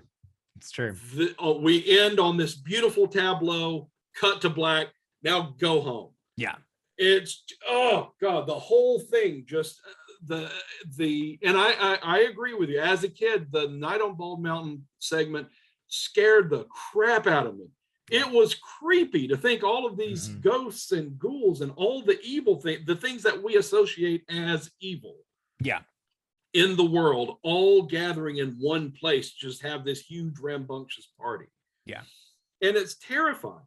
Now, yes, when I go back, like I watched it again just this morning, and yeah, when you actually take a good look at the demons, they're really not scary. They're kind of hokey. They are very cartoonish.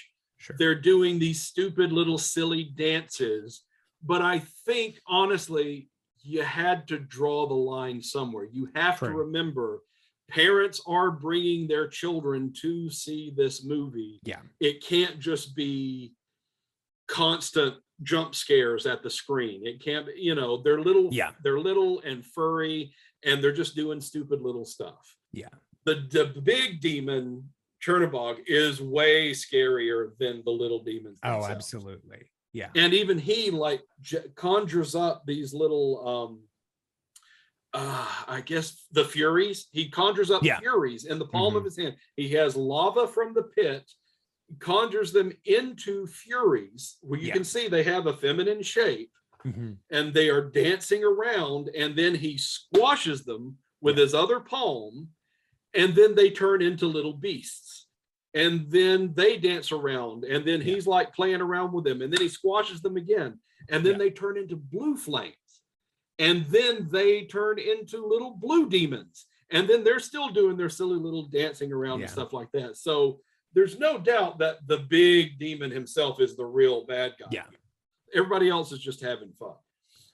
Yeah. So I think that's sort of where they had to draw the line, is like the demons weren't too scary. It's not full of, and definitely not gory in any way at all. Yeah. You know, but so it's terrifying enough without being just absolute nightmare fuel. Yeah. What I found interesting, and I think if you'd asked me as a kid, I probably would have told you it was the opposite, but there's no battle between good and evil. No, there's no there's like not.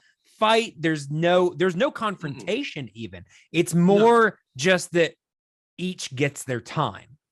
Exactly. In fact, the only, like I said earlier, the only hints at any confrontation that there may have been is when we see the ghosts of the dead rising from the ground.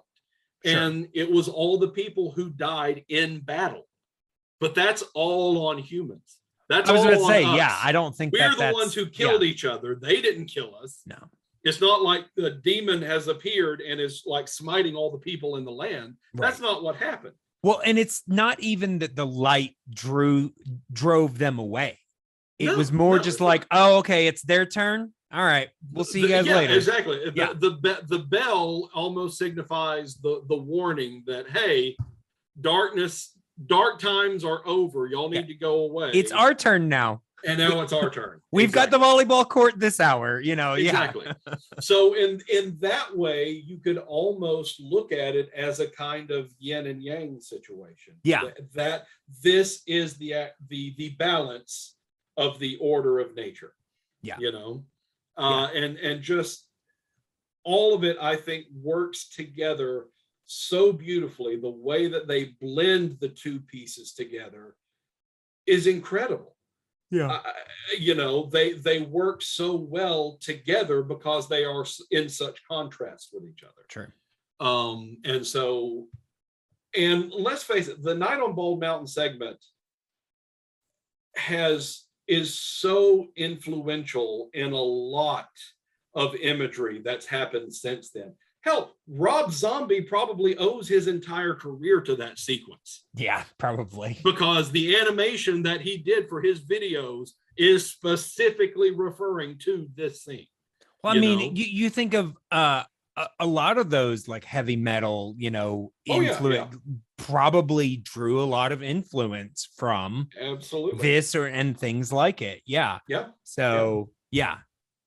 No, that's a very good point. Yeah. So I mean, all of those reasons and the mic drop at the end of just, and we're done. The whole movie's over.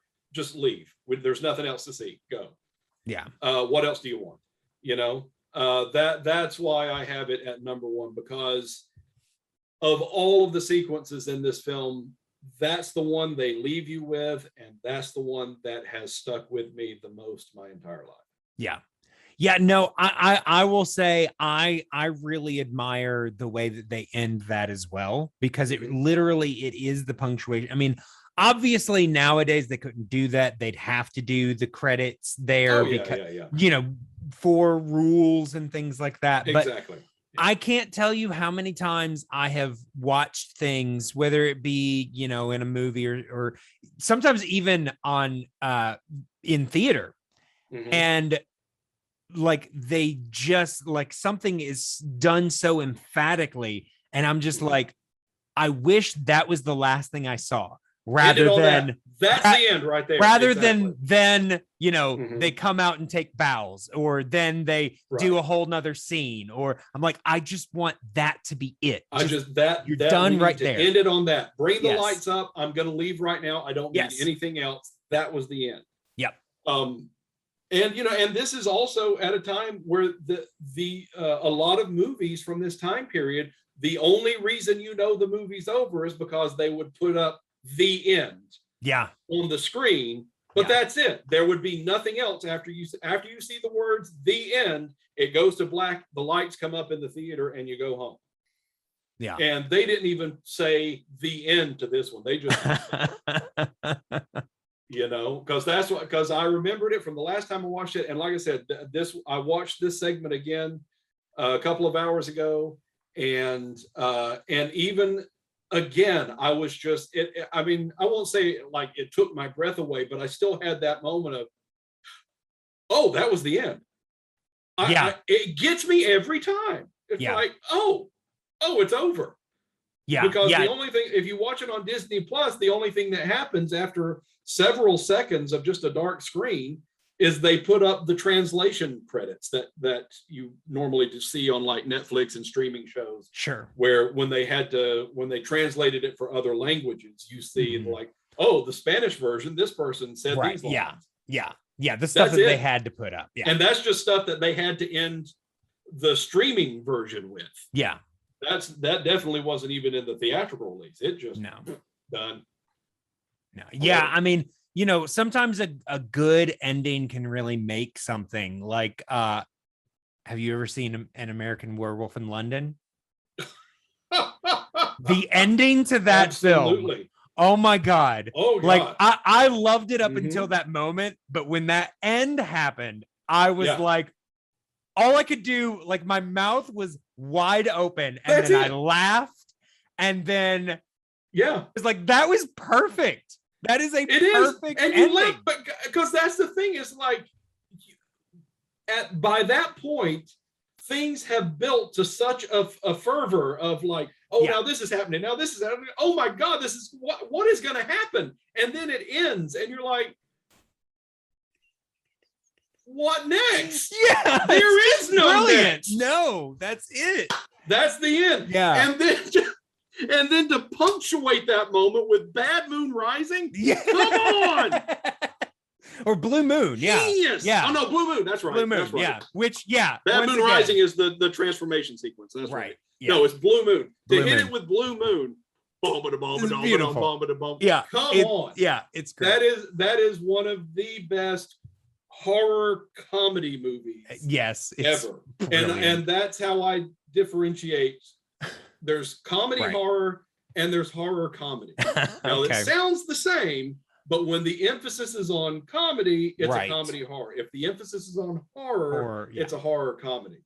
And American Werewolf is definitely a horror comedy. Yeah. It never forgets to be funny, but the horror takes front and center. Yeah, no, it's just brilliant. So good. Well, I honestly, I wish I had let you go last, but unfortunately, like Return of the King, we've got multiple endings here.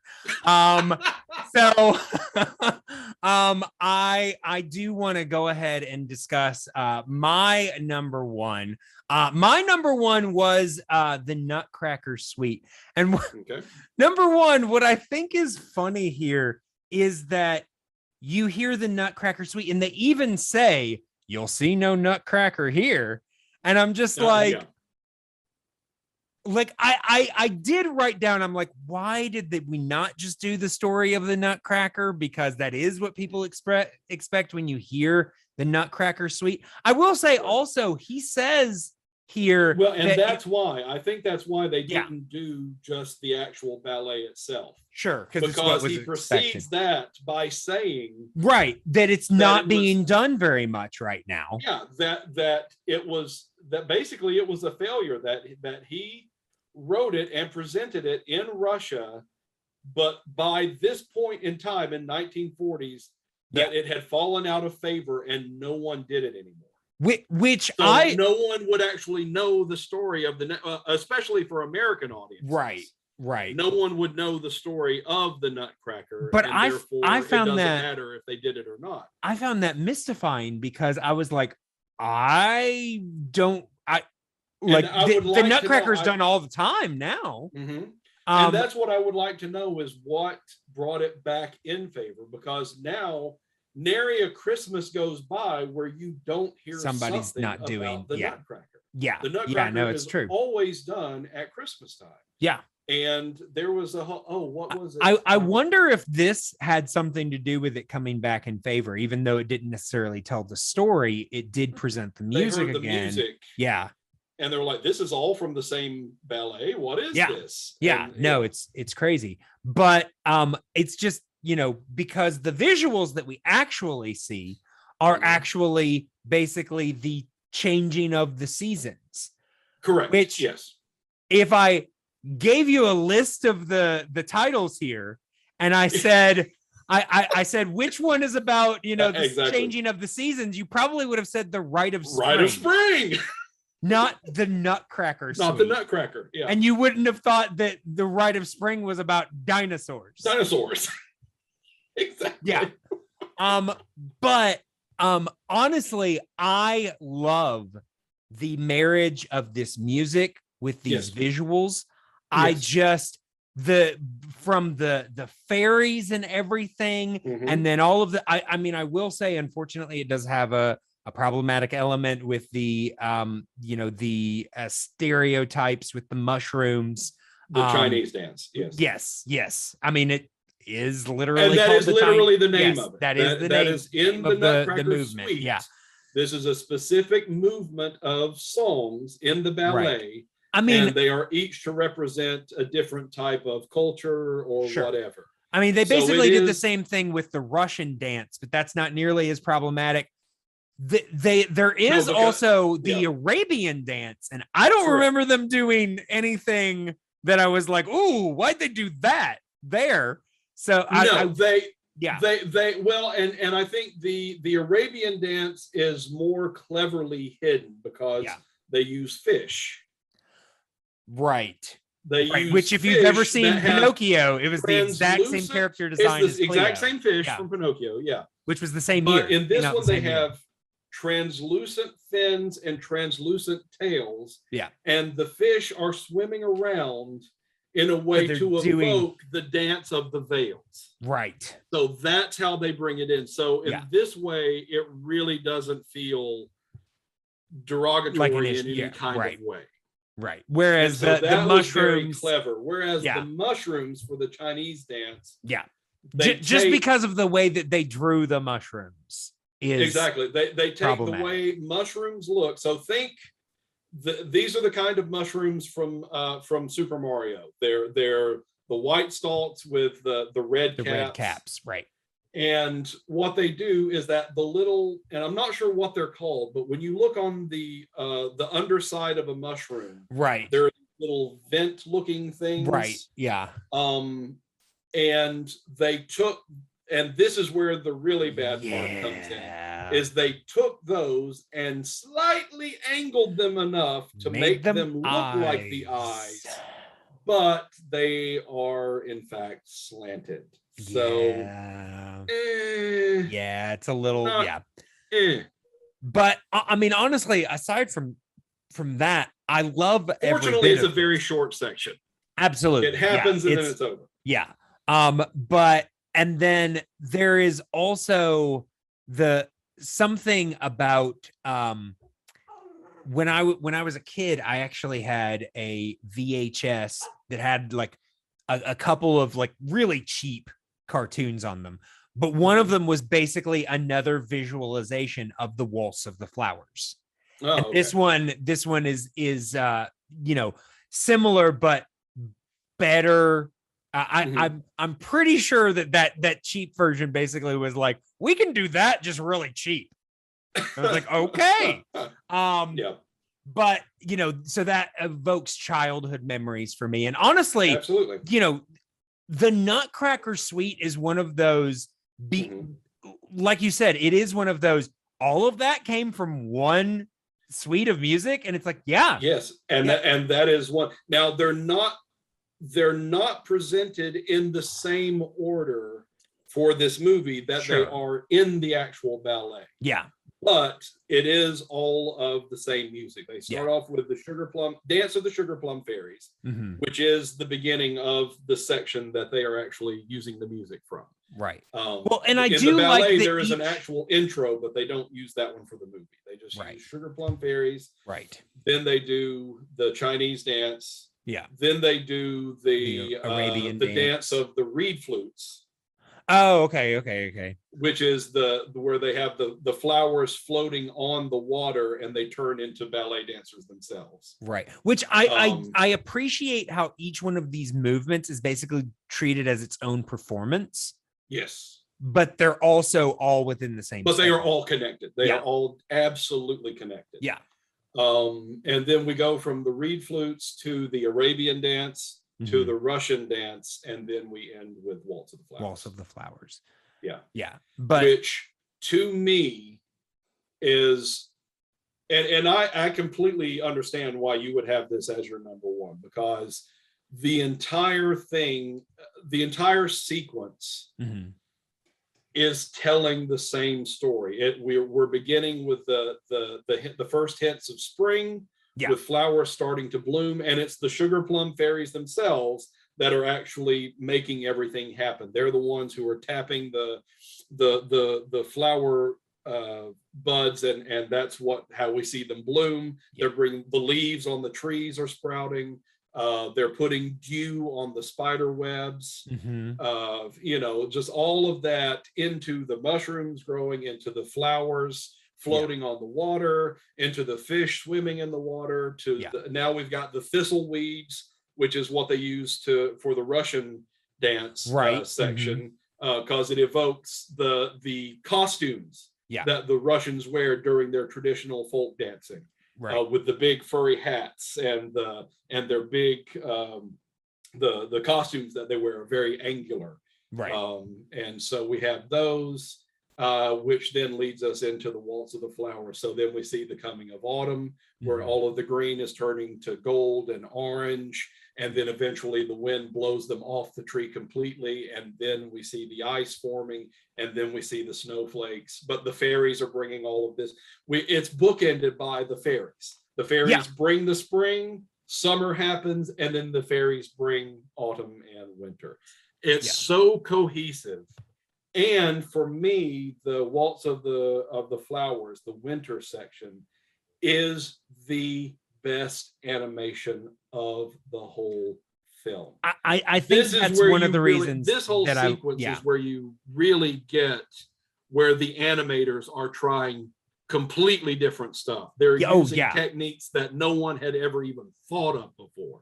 They're using techniques that have been used in live action filmmaking. They're using techniques that they've learned from doing their television programs, and they are blending it with animation to create some stunning visual effects. Those snowflakes look like CGI, and computers didn't even exist. No. Especially for movie making in 1940. And remember, it came out in 1940. They would have been drawing this in 1938. You know, and it looks amazing. The snowflakes look computer animated. I don't know how they did it. It's amazing.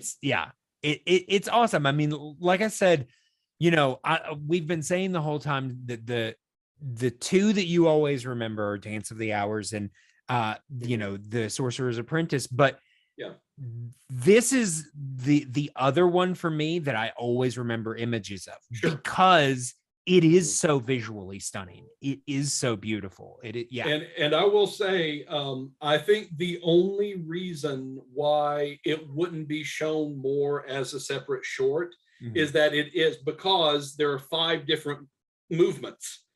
It's one of the longer. It's probably the longer. I would say probably just under Rite of Spring, maybe. Which I feel like the Rite of Spring is probably the longest. Maybe it just feels that way. I was going to say, it definitely feels like the longest. It feels that way. But the Nutcracker Suite segment is one of the longer segments. And so you're probably going to be pushing it to show it just as a short. It would need to be like an actual 15-minute segment or something like that. Yeah. But when they did show some of the movements individually, like when I saw on the Disney Channel when I was a kid, they would show segments they would show just the mushrooms dancing. Sure. Or they would show just the Russian dance portion. Yeah. But they wouldn't show the entire sequence. Right. Which was a shame because it really is so good. It's so good. Yeah. All right. So those are our lists. So briefly, Zip, I want to give us the opportunity. Whenever we do a film here, we like to rank it. And it's not a star or a number system or anything like that. Basically, it is a tier system. So we have top tier Disney. It's the best of the best, the cream of the crop, your top. And these are, of course, your own subjective lists. Sure. And then, of course, there is the second tier, which is good, just not your favorite. And then there's the third tier, which is okay, kind of in the middle. It's not horrible, but it's also just not the best. And then you've got the fourth tier, which is not really a tier. It is the vault. They're those films that we basically... and they need to stay there. Yes. We just wish that Disney would throw in there and lock away the key. But we already know they're in the vault. We just hope they never bring them back out. Right. Yeah. Exactly. Gotcha. So with that in mind, Zip, where would you put Fantasia?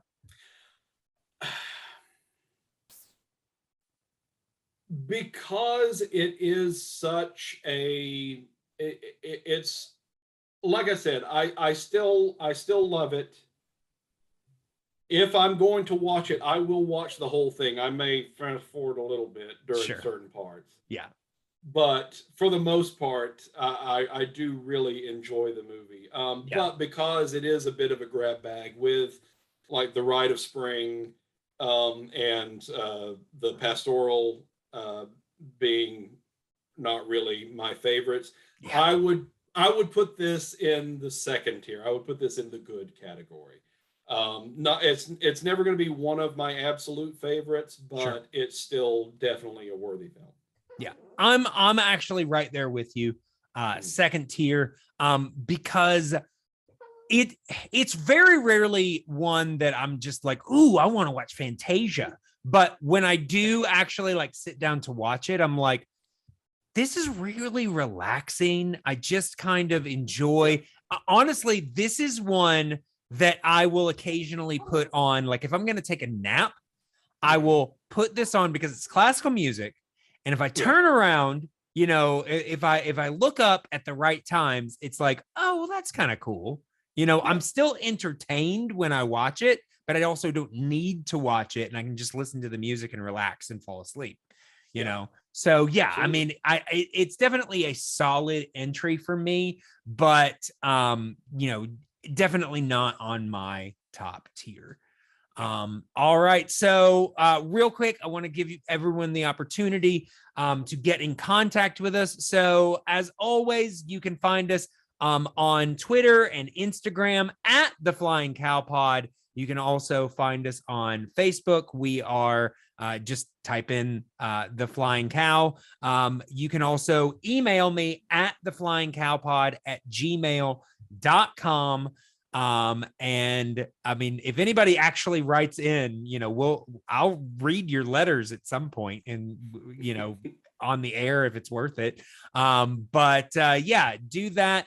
Also, as always, rate, review, subscribe, all that good stuff. Let people know about us because we have fun doing this and we'd like to do it for more people. Zip, anything that you would like to share? Anything you want to plug? Let people know about? No, nothing to plug. Thanks to the past 2 years events. Yeah. I've really not been involved with much except just work and trying to stay safe. Sure. So nothing really to plug for myself personally, but as far as other things, if you get a chance, Apple TV has some incredible programming right now. And the show Severance, which just ended its first season, is one of the most incredible pieces of television I have ever seen. Wow. And they've already been greenlit for a second season. Nice. So that's in the works. It is mind-bending, this show. Wow. It takes you to places you never thought you would see a TV show go. And it is absolutely incredible. So just throwing that out there. Also, in movie theaters right now is a movie called Everything Everywhere All at Once. Another mind-bending story that in any other hands would have probably just been one of the worst movies there. Nothing, and this was what, after I saw it, this was my 2-sentence review. Nothing about Everything Everywhere All at Once should work. Which is precisely why everything about Everything Everywhere All at Once works. Nice. It is incredible. Nothing like it before. I don't know if we'll ever see anything like it again. It's truly amazing. Go see it. All right. Well, that is quite the endorsement. But yeah, once again, we will be back at some point. Maybe it'll be another one of these. Maybe it'll be a different topic. Who knows? But we will keep doing some Disney stuff. We will have more Dis-cussions.